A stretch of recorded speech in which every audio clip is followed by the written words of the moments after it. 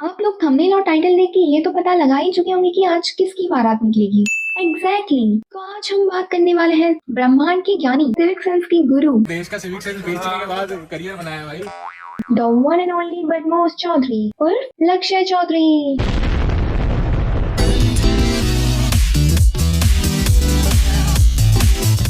लक्ष्य भैया दुनिया के इकलौते ऐसे ज्ञानी है जिनके मुंह में ज्ञान भरा हुआ है, क्योंकि दिमाग में तो सिर्फ गालियां हैं, वो भी कतई अतरंगी। अच्छा नहीं मतलब अब तुम बस एक सिंपल सा सिचुएशन देख लो। ये लोग हल्ला मचा के क्रिकेट खेल रहे होंगे तो किसी ने सिर्फ इनके क्रिकेट खेलने को लेके कंप्लेन कर दिया और फिर क्या, फिर भैया का दिमाग बोलने लगा।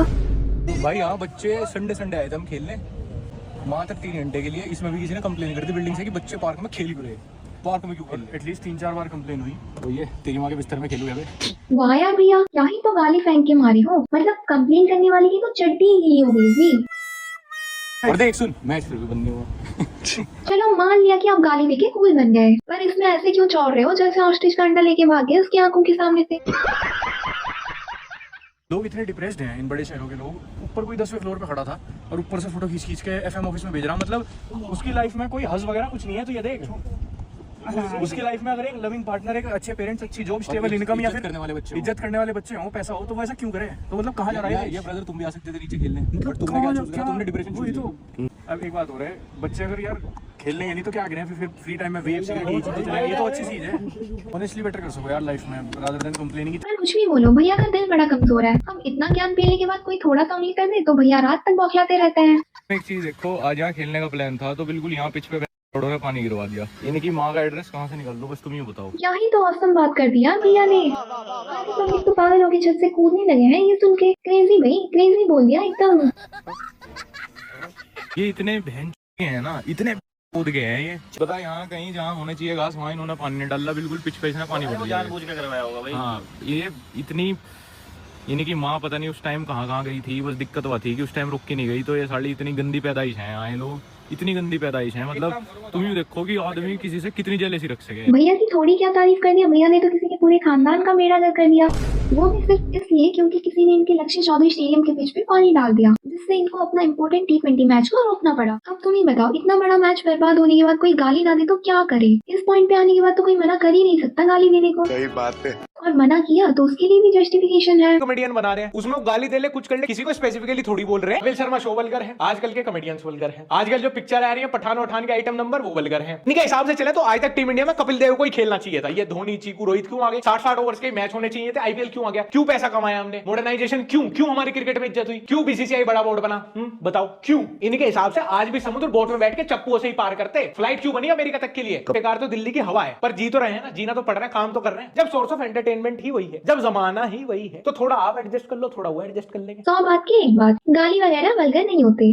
यानी कि अब कोई भी कभी भी कहीं भी गालियां दे सकता है कोई के। आखिरकार जनरेशन ही वही है यार। चलो मान लिया कि गाली देना क्राइम नहीं होता, पर इसका ये मतलब तो नहीं कि आप एकदम से पगला जाओ और कुछ भी बकने लग जाओ। बात तो सही है। हम 14 तुम सर्विस ही यूज नहीं करने दे रहे कोई, तो मैं मेंटेनेंस में करूंगा क्या। और इनका रोना भी यहीं पे खत्म नहीं होता, ये तो पूरी रात ऐसे ही पगलाते रहते हैं। अपनी सोसाइटी वालों की भी तो सुन, पिच पे पानी डाल दिया। एक गरीब समझदूर लोग पिच पे पानी। अरे मगा क्या हो गया, कह रहा मुझे पीछे से उड़ रहा है। पीछे ये साला पीछे वाला आदमी नहीं पता ऐसा हो करता। इस देश में जो भी आदमी गलती कर रहा है उसकी माँ से बात हो सीधा, तब तो उसके अंदर डर होता।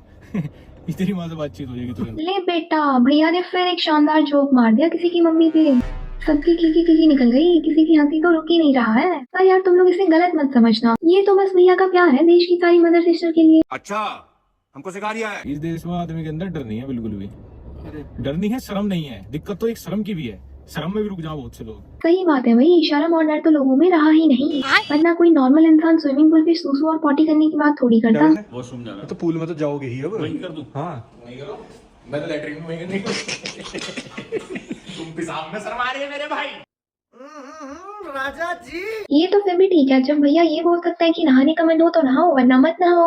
नहा मत, अगर मन नहीं है मत ना, लेकिन डिओड्रेंट लगाना सीख ले, नहाने से भी बेटर है। नहा के किसका भला हुआ है, बस शरीर से खुशबू आनी चाहिए, उसके लिए परफ्यूम और डिओ तो है ही। क्योंकि जब तक किसी को पता है ही नहीं कि तुम नहाए हो या नहीं, कोई क्या कर लेगा। और पता चल भी गया तब भी कोई क्या कर लेगा, डरते थोड़ी है किसी से। ज्यादा बोलोगे तो फीलिंग सेट कर देंगे। और अगर तुम ज्ञानी भैया के सामने साइंस का ज्ञान पेलोगे तो ऐसे डिफेंड करेंगे कि साइंस खुद का वो खुद ही खा के मरना पसंद करेगा। अरे हाँ भाई हाँ। मिट्टी से हाथ धो लो साइंस है, टूथपेस्ट क्या होता है दतून कर लो भाई साइंस है, आयुर्वेद हिंदी सीट पे वो साइंस है, गोबर रगड़ लो साइंस है, हमारा आयुर्वेद सबसे पुराना है। कौन सी सेंचुरी में जी रहा है तू वो देख, चोट लगने पे तू लेप नहीं लगाता ना, ऑपरेशन कराने जाता ना हॉस्पिटल, तू इंद्राहार नहीं खाता, मोमोज और चाप खाता है और इंटरनेट पे बात करता है तू वेद की, ट्विटर पे कोई कुछ बोल दे तो वहां पे बातें छोड़ देगा आयुर्वेद की। और साइंस ने काम न चले तो मदर सिस्टर पे प्यार बरसा देंगे, क्योंकि डर तो अब रहा ही नहीं, और साथ ही शर्म भी, शर्म में भी रुक जाओ बहुत से लोग। क्योंकि शर्म होता तो पब्लिक ट्रांसपोर्ट पे ऐसी ऐसी बातें ना करते जिन्हें सुन के सुनने वालों को शर्म आ जाए। लगे बैग में कॉन्डोम निकल गए। कॉन्डम नहीं निकला ब्रो, वो भी निकला है। मैं जो नाम की चीज निकली उसके बैग में, बैटरी वाले कॉन्डम जो उसके यूज की नहीं है वो यूज नहीं करता। लुब्रिकेंट भी निकला था भाई, मोटा भी है ना। वाइब्रेटर निकल गए लगे बैग में। बेचारी पीछे वाली औरत को पता नहीं क्या क्या झेलना पड़ रहा है। संस्कृति किधर हो तुम? तरस तो मुझे पीछे वाली औरत पे आ रहा है, बेचारी को इनकी ऐसी ऐसी बातें सुनना पड़ रहा है। वो क्या होती है भाई? ऐसे ही कुछ लोग होते हैं जो सिविक सेंस पे भर भर के ज्ञान फूकते हैं, और इनका बस चले तो ये ज्ञान से ही तुम्हारा पेट भर दे। देखो मैं वही क्रिएटर हूँ जिसने मल्टीपल टाइम पोल्यूशन पे, हमारे पॉलिटिकल सीन पे, इंडियन अनसिविलाइज्ड बिहेवियर पे, इंडिया में भी बाहर भी इंडियंस कैसे एक्ट करते हैं, मतलब इस सब चीज पे 1000 बार बोला हूँ मैं। इतनी सारी वीडियोस बनाई है, इतनी रील्स बनाई है और इवन फ्यूचर में भी बनाऊंगा। मैं नहीं सपोर्ट करते इस सब चीज को। भैया ने मेरी बात को तो सीरियसली ले लिया, सही में भर भर के ज्ञान दे दिया।